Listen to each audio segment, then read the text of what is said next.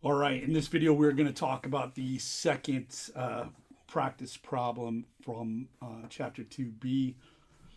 It says write a program that converts a distance in miles to feet. The program should ask the user to enter a value for the number of miles and then convert miles to feet by multiplying the number of miles by the number of feet in a mile, which is 5,280. So the equation for that would be feet equals 5,280 times the miles.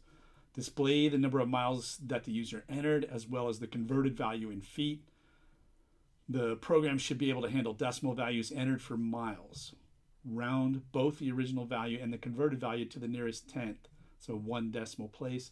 Here is an example. Enter the number of miles, 8.5, and then the user enters 8.5, and then what's displayed is 8.5 miles is equal to 44,880.0 feet.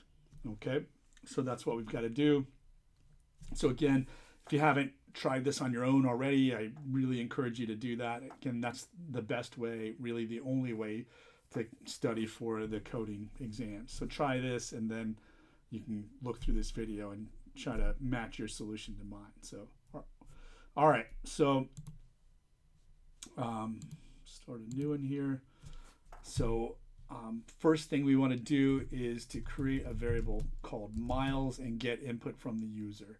So just trying to match what they have in the problem. Enter the number of miles. All right, that'll get input, prompt the user. It'll display this, right? And then get that prompt from the user.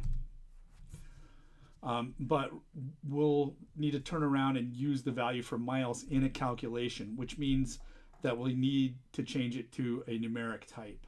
Right now it's a string, right? Input always gets its input as a string, and we need it to be either an int or a float. And in the statement of the problem, they mentioned that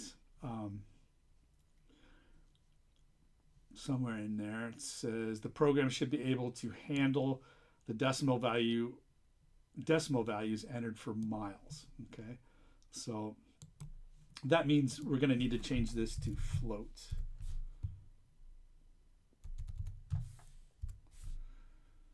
Okay, and remember, if I enter letters in there, it's going to crash. But at the beginning of this class on these problems, we'll just assume that the user is perfect, which is hardly ever the case. But for right now, that's just what we'll go with to keep things a little simpler. And then we'll talk about validating input at a later time.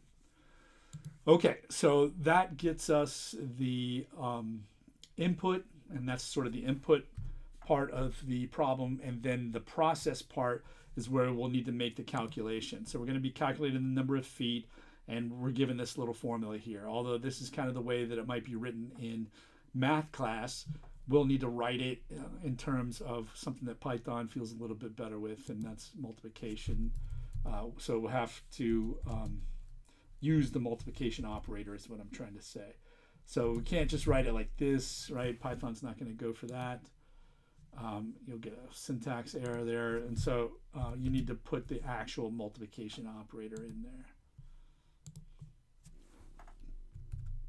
Oops. All right, and just to check to see that our formula is correct, let's just go ahead and print the value for feet out and use our test case here. That was 8.5, should give us this value right here. So 8.5.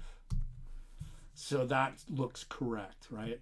Now, sometimes you will see people who are, totally new to this. They'll hard code these values in the test case in here. You don't want to do that. You want to make these programs as reusable as possible, so that when a user wants to redo this, they can just run the program again, enter the values that they want to enter, and everything should be updated without the user having to take any further action in there. So if you hard code and put these values in the strings that it prints, it won't be operating correctly for different inputs. So try to make this as reusable as possible. All right, so our calculation looks to be correct here. We could try another test case if we wanted to. So that looks correct. And so for 100 miles, it should be this number right here, 528,000. Okay, so that looks like we're getting correct values here. So that's the process part. It's done. And so next up is the output part.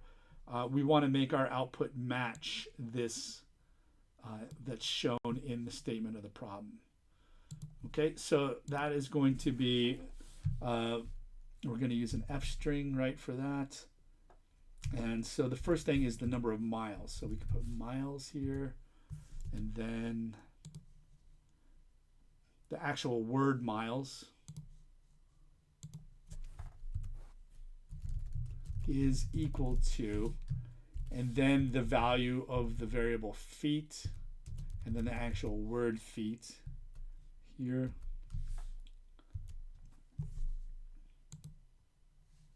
And trying our test case again of 8.5. You can see that's actually working perfectly right in there. However, if I forgot to save this, let's go ahead and save this as miles to feet. If I entered another value in here, let's say it's a lot of decimal places, you can see that it shows lots of decimal places here.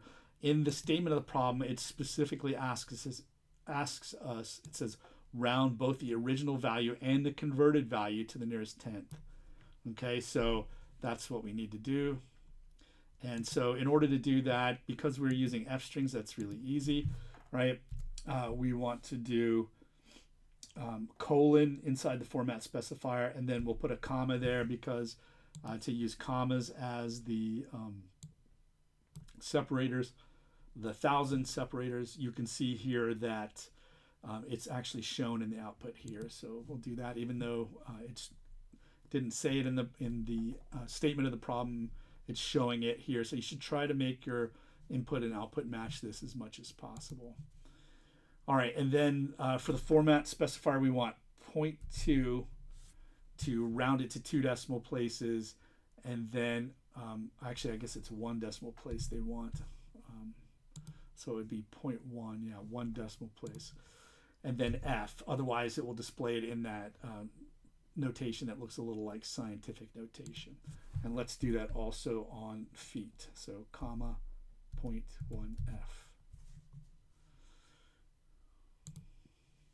All right, so 8.5, that looks exactly like we want to have it. And then just if we enter something with a lot of decimal places, right, we can see that it actually rounds it to 1 decimal place there, which is what we want. And the other thing is there is a line space, it looks like, between the input part and the output part, and ours is just kind of running that together. So we can easily add that space by just putting the new line character /n right at the beginning, and it'll make it the output part go down a line. So now it looks exactly like what was shown in the test case.